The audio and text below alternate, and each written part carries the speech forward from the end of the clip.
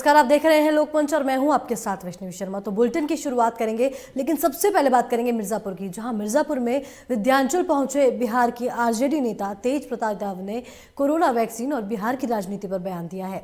तेज प्रताप यादव ने कहा कि बिहार में बीजेपी जेडीयू की सरकार जाने वाली है। हलचल से सबको पता चल गया है कि किसकी सरकार आने वाली है।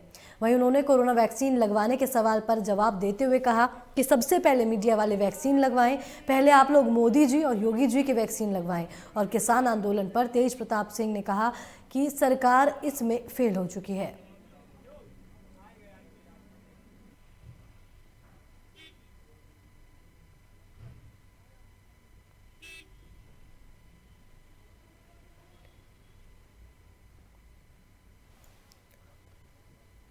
देखिए, जेडीयू बीजेपी पूरी तरीके से ख़त्म हो गया है। आपस में लड़ रहे हैं लोग। रोज़ ना रोज़ दिन आप देखने का काम कर रहे होंगे जिस तरीके से हो रहा है। और पूरा बिहार का जनता जो हम लोग को मैंडेट देने का जो काम किया है, पूरा बिहार का जनता अब अपनी सरकार आने वाली है। अच्छा, यह हलचल से पूरा पता चल गया है सबको कि किसकी सरकार आने वाली। पहले वो जो मुखिया जो लोग हैं, जो दादा लोग बैठे हैं कुर्सी पे, पहले वो लोग लगवावे वैक्सीन।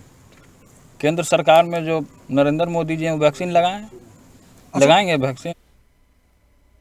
अलीगढ़ के थाना बन्ना देवी इलाके के सूद मिल चौराहे पर रोडवेज कर्मचारियों ने जमकर हंगामा काटते हुए जाम लगा दिया।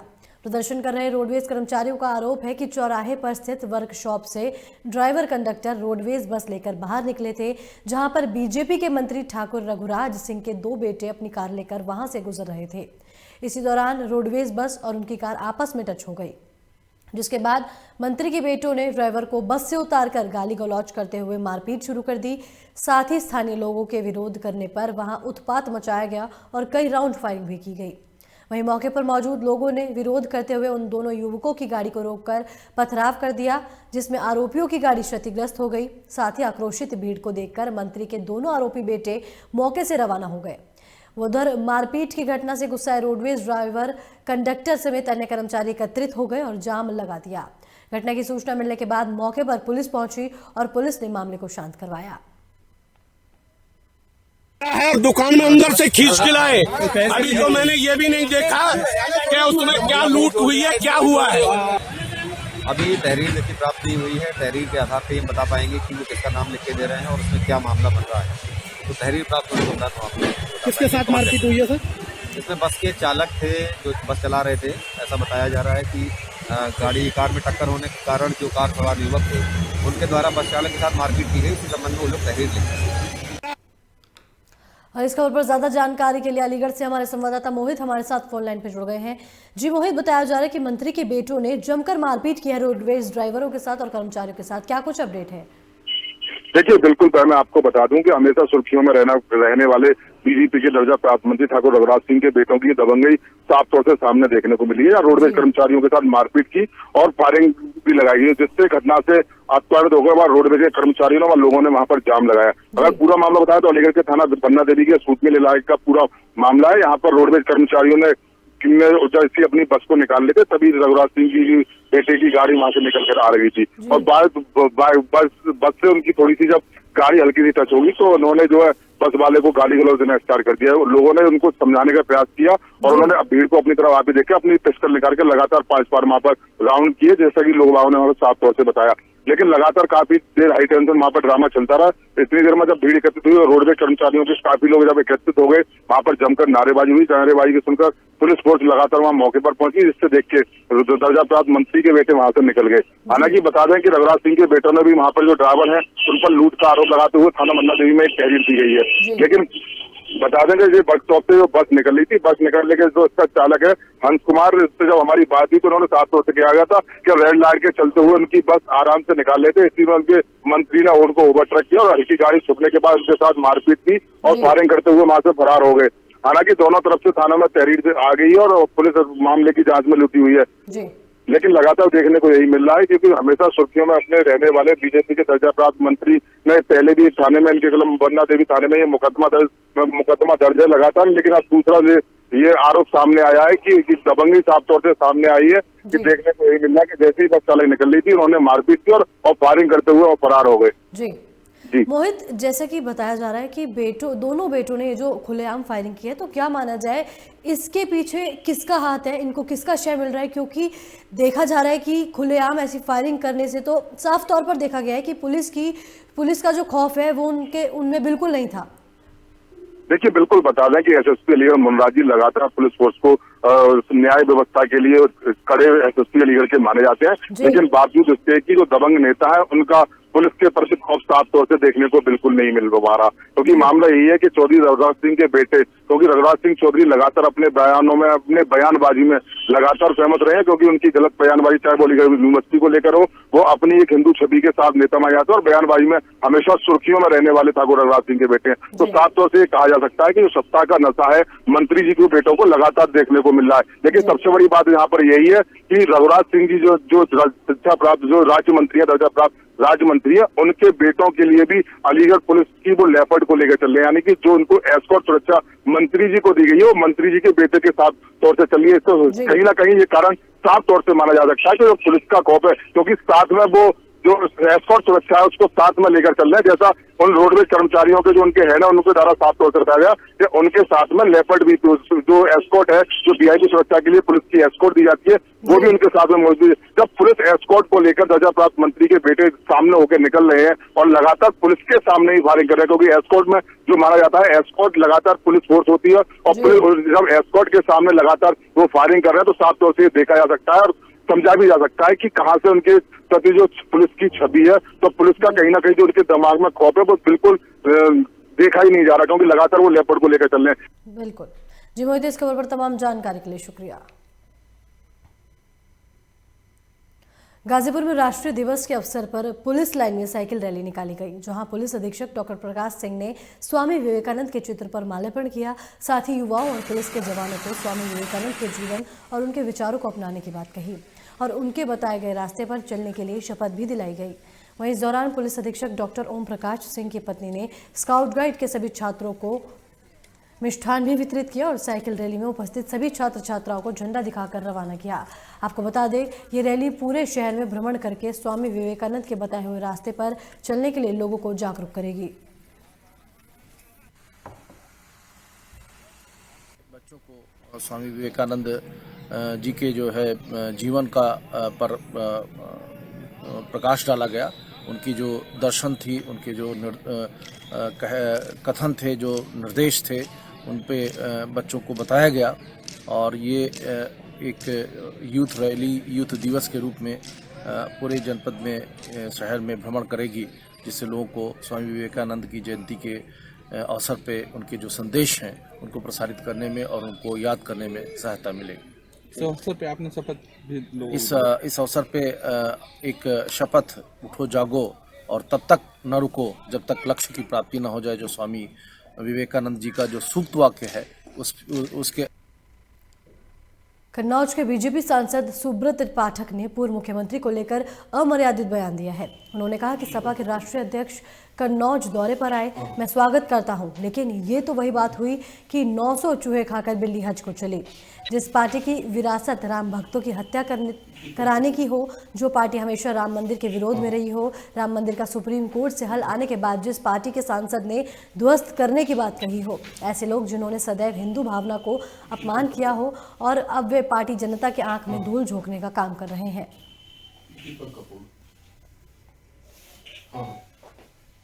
900 चूहे खाकर बिल्ली हज को चली।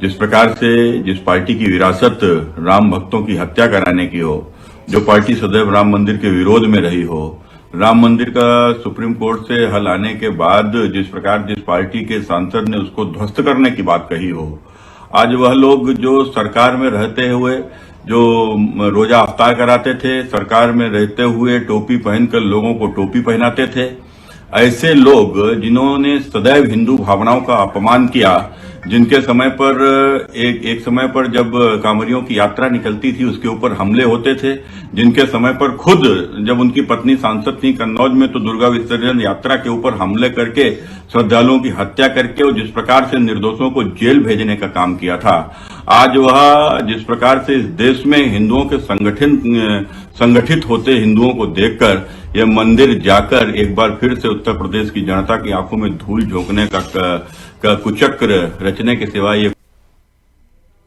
बांदा जनपद और चित्रकूट के जंगलों में डकैती को हौसले लगातार बुलंद होते जा रहे हैं। आपको बता दें कि लगातार डकैत जो है अपनी दबंगई दिखाते हैं, जिसके चलते पंचायत चुनाव को देखते हुए पुलिस अधीक्षक सिद्धार्थ शंकर मीणा के दिशा निर्देश पर अरतरा सीओ की अगुवाई में अरतरा, नरैनी, बदौसा, फतेहगंज के थानाध्यक्ष सहित भारी पुलिस बल ने जंगलों में कॉम्बिंग की। हालांकि कॉम्बिंग का मुख्य मकसद ग्राम पंचायत के चुनाव है ताकि डकैतों का फरमान गाँव में जारी न हो सके। बताया जा रहा है कि चुनाव के समय जंगलों में डकैत सक्रिय हो जाते हैं और अपने अपने गांव में जाकर ग्रामवासियों को धमकाकर अपने पक्ष में वोट डलवाते हैं, जिसके चलते योगी सरकार ने चुनाव व्यवस्था को बनाए रखने के लिए जंगलों में पुलिस कॉम्बी के दिशा निर्देश दिए हैं।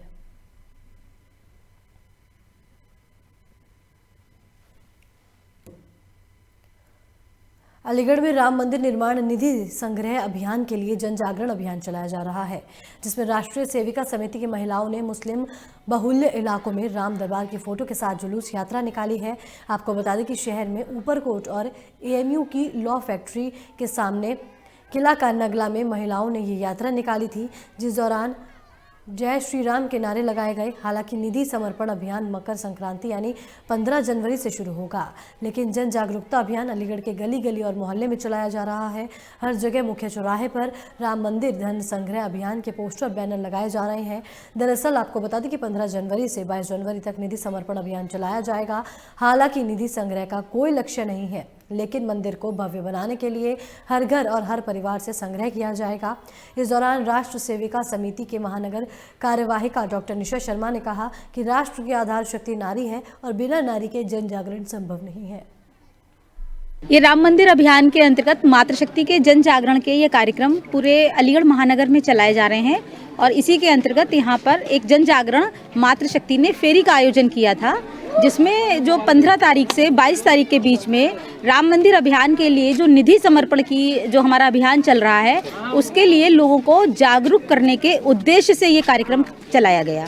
देखिए, ये जो हमारा जो राम मंदिर का जो मुद्दा था 500 वर्ष से अटका हुआ था। जिस देश में हम रह रहे हैं उसमें क्या राम का मंदिर नहीं बनता था? क्या बन सकता था? आज हमारे मोदी जी के माध्यम से, आज हमारी जनता के माध्यम से सबका समर्थन इतना मिल रहा है कि राम मंदिर पूरी तरह से बना है और एक राष्ट्र का निर्माण हो रहा है। इस राष्ट्र में रहने वाले चाहे हिंदू हो, चाहे मुस्लिम हो, चाहे सिख हो, चाहे ईसाई हो, सब एक हैं। जब राष्ट्र में रहेंगे तो एक होके रहना पड़ेगा और राम जी को, रही राम जी की पूजने की बात, सब पूजेंगे राम जी को, कौन नहीं पूजेगा। किसी रूप में पूछता है, कोई अल्लाह के रूप में, किसी कोई ईसाई के रूप में, सब राम एक है। और यहाँ पे हम चाहते थे कि राम मंदिर जो हो रहा है और उसका जो आपका अभियान है ये यहाँ से भी शुरुआत हो और हमारे यहाँ के लोग सहयोग करें पूर्ण रूप से। और मेरा सहयोग और मेरे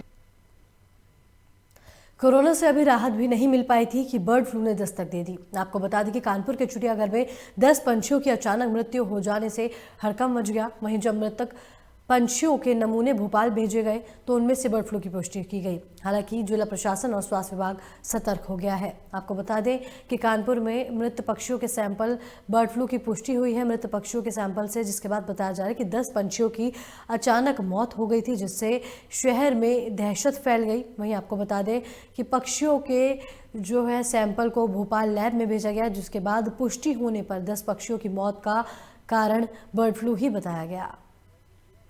एक कौवे की मृत्यु की सूचना प्राप्त हुई थी डीबीएस कॉलेज प्रिंसिपल द्वारा। तो हम लोग राजकीय पशु चिकित्सालय फजलगंज से आया हुआ मैं डॉक्टर विकास, हमारे फार्मासिस्ट श्री रामजीलाल श्रीवास्तव और सहयोगी स्टाफ मनोज कुमार आए हुए। हमने सैंपल कलेक्ट करके इसको हाई सिक्योरिटी लैब भोपाल भेजा जाएगा बर्ड फ्लू की फर्दर जाँच के लिए। और इस खबर पर ज्यादा जानकारी के लिए कानपुर से हमारे संवाददाता हिमांशु हमारे साथ फोन लाइन पर जुड़ गए हैं। जी हिमांशु, बताया जा रहा है कि कानपुर में 10 पक्षियों की मौत हो गई थी, जिनकी जो कारण बताया जा रहा है वो बर्ड फ्लू का बताया जा रहा है, उसको लेकर क्या कुछ अपडेट है? ये पहले तो मैडम यहाँ पे जो 10 पंछियों की मृत्यु हुई थी उसको लेकर यहाँ के जो डिप्टी डायरेक्टर हैं डॉक्टर AK सिंह, उन्होंने सभी पंछियों के नमूनों को भोपाल भेजा था, जिसमें कि वहाँ पे भोपाल से जो नमूना सैंपलिंग रिपोर्ट आई थी उसमें पंछियों को बर्ड फ्लू होने की पुष्टि हुई थी। उसको लेकर प्रशासन यहाँ काफी सतर्क हो गया था, जिसको लेकर यहाँ पे जो जिला CMO हैं मुख्य चिकित्सा अधिकारी, उन्होंने आस पास के एरिया से 10 किलोमीटर की दुकानें सारी बंद करा दी थी, मुर्गे की, अंडे की सभी, और काफी यहाँ पर जिला प्रशासन बर्ड फ्लू को लेकर काफी सतर्क है और अलर्ट है। जी हिमांशु, अगर बात करें बर्ड फ्लू की तो प्रशासन ऐसे क्या कुछ कदम उठा रही है जिससे ये जो बर्ड फ्लू का संक्रमण है ये आगे न बढ़ सके? प्रशासन ने ये कहा है कि क्या बोलते हैं, जितने भी क्या बोलते हैं यहाँ पे दुकानदार हैं मुर्गे के और क्या बोलते हैं अंडे के, उनको सभी गाइडलाइन जारी कर दी है। पोल्ट्री फार्म से उनको दवा का छिड़काव किया जा रहा है लगातार, जिसमें कि क्या बोलते हैं संक्रमण ना बढ़ सके। ये बीमारी जो कि बहुत गंभीर है, पंछियों से आई है और डॉक्टर ने बताया है ये कौमों के माध्यम से आई हुई थी, जिसको कि क्या अब जो है काफी मतलब दवा के छिड़काव से कई असर से राहत पाई जा सके, जिससे बर्ड फ्लू ना हो आगे बढ़े। जी हिमांशु, इस खबर पर तमाम जानकारी के लिए शुक्रिया।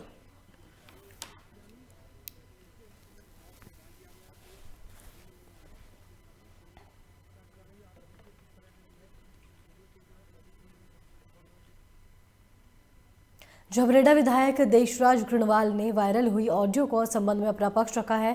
आपको बता दें कि डकबालपुर चीनी मिल ने किसानों के गन्ने का बकाया भुगतान को लेकर मुख्य प्रबंधक को फ़ोन किया, लेकिन उन्होंने उनका फ़ोन नहीं उठाया। जब विधायक के जरिए दोबारा फ़ोन करने पर फ़ोन उठाया गया तो मिल प्रबंधक ने फ़ोन पर बात करने से मना कर दिया और सीधे तौर पर कहा कि मैं आपको जानता नहीं हूँ। मिल प्रबंधक के ऐसा कहने पर और उठाने पर विधायक को गुस्सा आ गया और विधायक ने अमर्यादित तरीके से बातचीत की, जिसका विधायक जी ने प्रेस वार्ता करके स्पष्टीकरण भी किया है।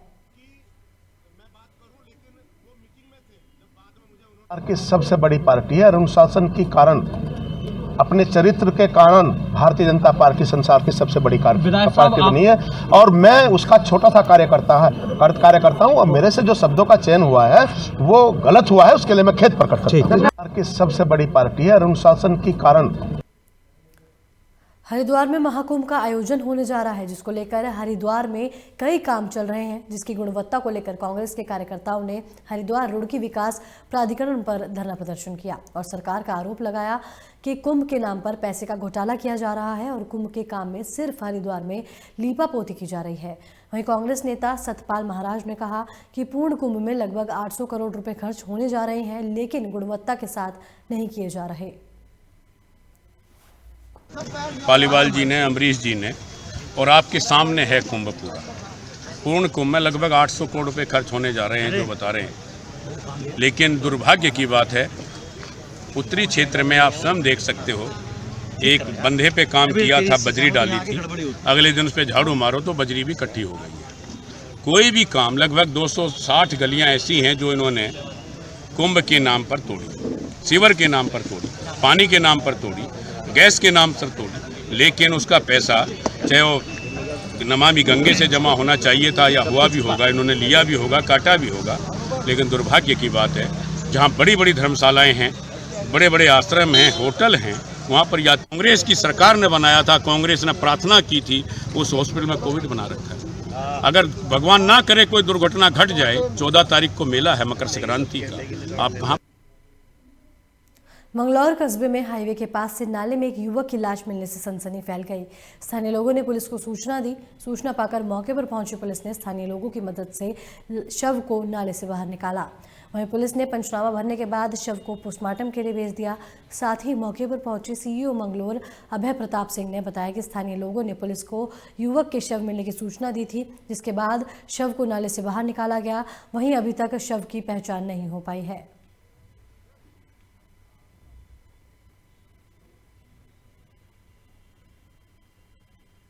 देखिए, अभी हमें सूचना मिली है कि ये जो कपूर पेट्रोल पंप है, इसके ठीक सामने नाले में डेड बॉडी की सूचना मिली। इस पे तत्काल मौके पर पहुंचा गया है। मौके पर पहुंचने के बाद निकाला गया इनको।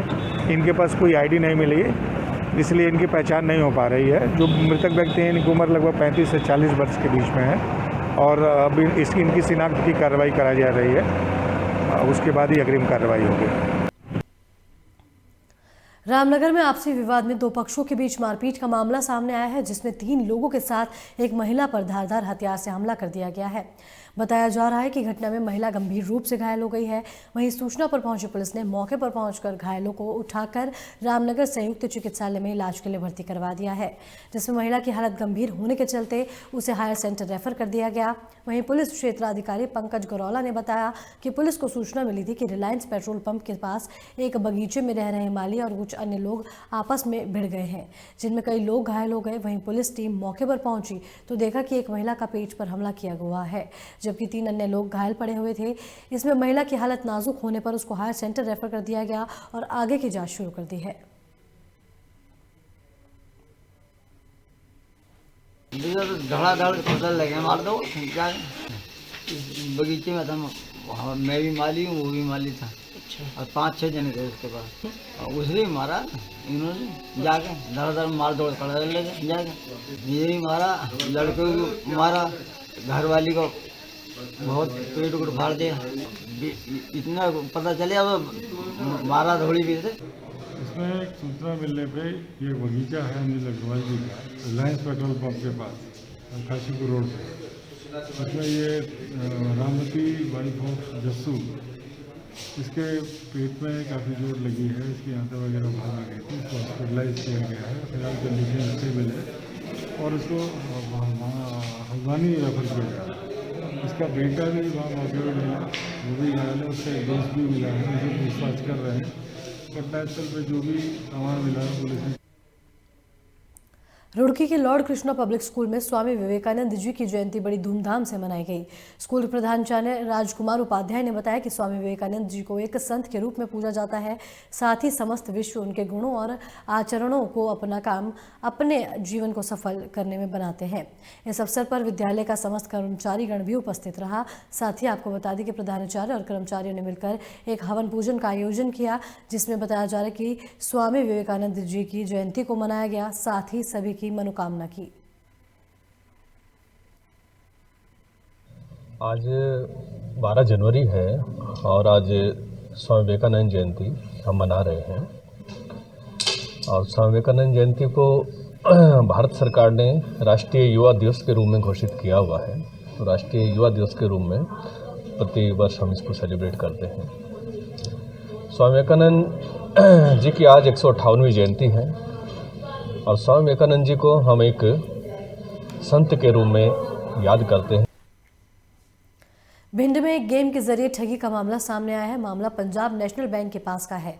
आपको बता दें कि किराना व्यापारी सतीश जैन का 10 साल का बेटा मोबाइल पर फ्री फायर नाम का गेम खेल रहा था, जिसके बाद गेम में एक लिंक आया और जिस पर वर्चुअल करेंसी खरीदने के लिए जब उसने क्लिक किया तो सतीश जैन की पत्नी वर्षा जैन के खाते से करीब 10,000 रुपये कट गए। मैसेज आने पर सतीश जैन ने बैंक जाकर पासबुक प्रिंट करवाई तो ठगी का शिकार होने की बात पता चली और फरियादी ने कोतवाली में जाकर FIR दर्ज करवाई।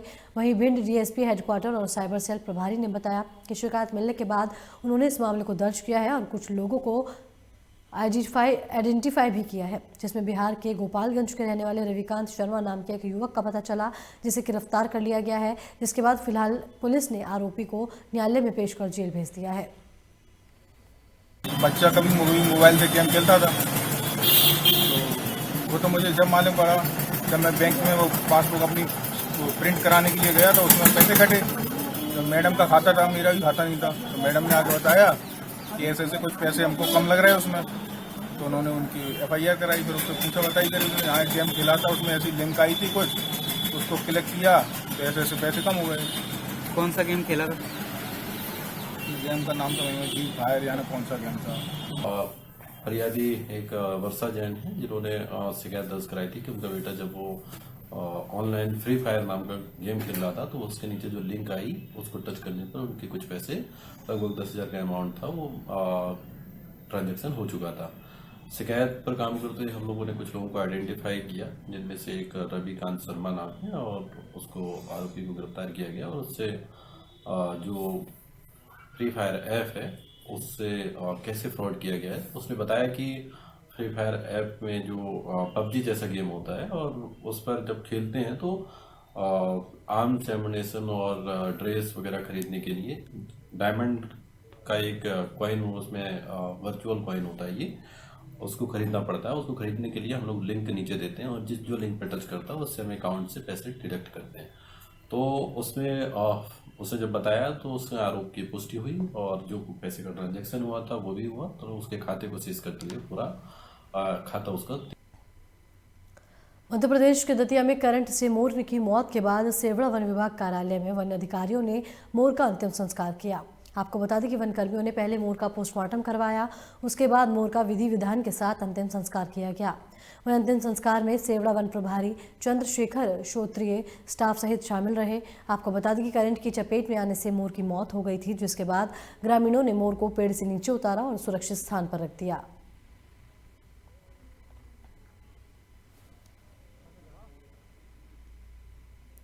इसी के साथ मेरे साथ इस बुलेटिन में फिलहाल इतना ही। बाकी की तमाम खबरों के लिए देखते रहिए लोकपंच। नमस्कार।